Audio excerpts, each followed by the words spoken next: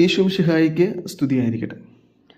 പ്രസവകാലം ഇന്ന് നമ്മൾ ധ്യാനിക്കുന്നത് യോഹന്നാൻ്റെ വിശുദ്ധ സുവിശേഷം 10-ാം അധ്യായം 11 മുതൽ 18 വരെയുള്ള വാക്യങ്ങളാണ്. നല്ലിടയനായ യേശുനാഥനെക്കുറിച്ചാണ് സുവിശേഷം നമ്മളോട് സംസാരിക്കുന്നത്. ഇന്നത്തെ സുവിശേഷത്തിൽ വളരെ മനോഹരമായ ഒരു വാക്യമുണ്ട്. ആടുകൾക്ക് വേണ്ടി ഞാൻ ജീവൻ അർപ്പിക്കുന്നു. ഇത് യേശുനാഥൻ ഓരോ മനുഷ്യരോടും കാണിക്കുന്ന സ്നേഹത്തിൻ്റെ ഒരു അടയാളമാണ്. എന്നിട്ട് വീണ്ടും അവിടുന്ന് പറയുന്നുണ്ട്, ഞാൻ ഈ ജീവൻ അർപ്പിക്കുന്നത് ആരെങ്കിലും എന്നിൽ നിന്നത് പിടിച്ചെടുക്കുന്നത് കൊണ്ടല്ല, ഞാൻ സ്വമനസ്സ അത് സമർപ്പിക്കുകയാണ്. അതായത് ആരെങ്കിലും നിർബന്ധിച്ച് യേശുനാഥൻ്റെ ജീവൻ എടുക്കുന്നതല്ല, അവിടുന്ന് മരിക്കാൻ സന്നദ്ധനായിരിക്കുകയാണ് ആടുകൾക്ക് വേണ്ടി. ഇത് അവിടുത്തെ പൂർണ്ണമായ സ്നേഹമാണ് കാണിക്കുന്നത്. അപ്പോൾ ഇതൊരു വ്യത്യാസം കാണിക്കുന്നുണ്ട് ഈ ഇടയന്മാരിൽ നിന്നും. ഇത് സാധാരണ രീതിയിൽ ഇടയന്മാർ അവരുടെ ജീവനം രക്ഷിച്ച് ആടുകളെ രക്ഷിക്കാനായിരിക്കും ഏറ്റവും കൂടുതലും ആട്ടിടയന്മാർ ശ്രമിക്കാറുള്ളത്.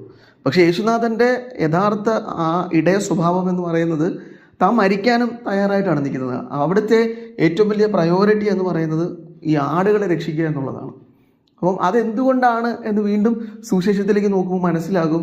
ഈ ആട്ടിടയൻ ആടുകളെ ഉപേക്ഷിച്ച് ഓടിപ്പോകുന്നത് ആടുകളോട് താല്പര്യമില്ലാത്തത് കൊണ്ടാണ്. പക്ഷേ ഇവിടെ യേശുനാഥൻ ആടുകളോട് താല്പര്യമുണ്ട്. ഈ താല്പര്യം എന്ന് പറയുന്നത് ഓരോ മനുഷ്യനോടും യേശുനാഥൻ കാണിക്കുന്ന സ്നേഹമാണ്. അത് യോഹന്നാന്റെ സുവിശേഷം തന്നെ നമുക്ക് വ്യക്തമായി നൽകുന്നുണ്ട്.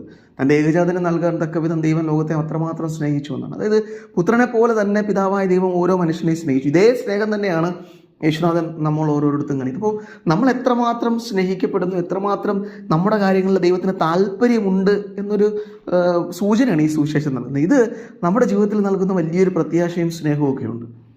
നമ്മൾ തകർന്നിരുന്ന അവസരങ്ങളിൽ എപ്പോഴും നമ്മൾ ചിന്തിച്ചു പോകുന്നത് ആരുമില്ലാതെ ഒറ്റപ്പെട്ടു പോകുന്ന മനുഷ്യരെ കുറിച്ചാണ്. എൻ്റെ കാര്യത്തിൽ ആർക്കും താല്പര്യമില്ല എന്നൊക്കെ ചിന്തിക്കുന്ന ഒത്തിരിയധികം മനുഷ്യരുണ്ട്.